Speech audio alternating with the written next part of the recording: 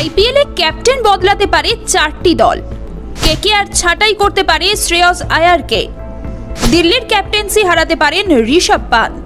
আর কোন কোন দল এমন পরিকল্পনা করছে, বিস্তারিত জানতে দেখুন এই প্রতিবেদনটি।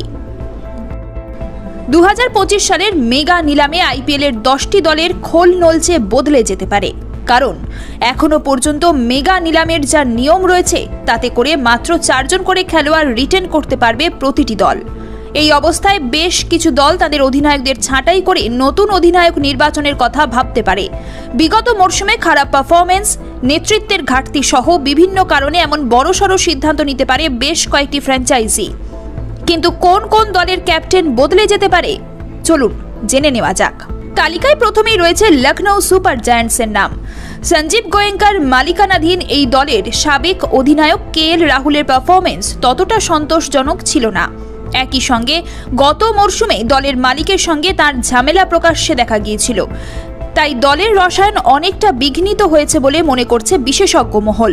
সেই সব কারণে লখনৌ এবার নতুন অধিনায়ক খোঁজার কথা ভাবতে পারে। তালিকায় পরবর্তী নম্বরে রয়েছে দিল্লি ক্যাপিটালস দলের নাম। ঋষভ পান্থের চোট পাওয়ার প্রবণতা এবং তার পারফরমেন্স নিয়ে দিল্লি দলের অন্দরে একটা উদ্বেগ কাজ করছে। একই সঙ্গে এবার মেগা নিলামে দর বাড়াতে চাইবেন পান্থ নিজেও।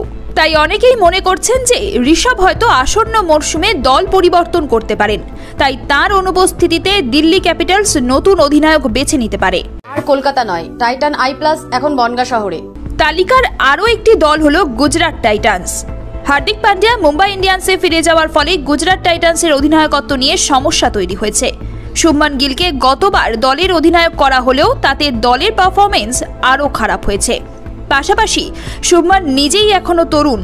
এছাড়াও এই তালিকায় রয়েছে কলকাতা নাইট রাইডার্স দলের নামও। গত মরশুমে আইপিএল খেতাব জয় করেছে কেকেআর। তবে দলের ক্যাপ্টেন শ্রেয়স আয়ারের পারফরমেন্স সেভাবেও প্রস্ফুটিত হয়নি গত সিজনে।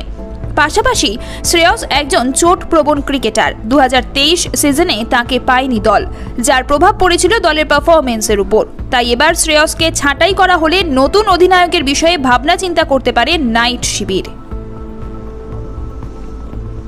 ब्यूरो रिपोर्ट, ई समकालीन। ये टाइटन का सनग्लास है एंड इसमें पावर्ड लेंस भी लगा सकते हैं। আর কলকাতা নয়, টাইটান আই প্লাস এখন বনগাঁ শহরে। চক্ষু পরীক্ষা সহ সানগ্লাস, কন্টাক্ট লেন্স পাওয়া যাচ্ছে বনগাঁর যশোর রোডের নিজস্ব শোরুম।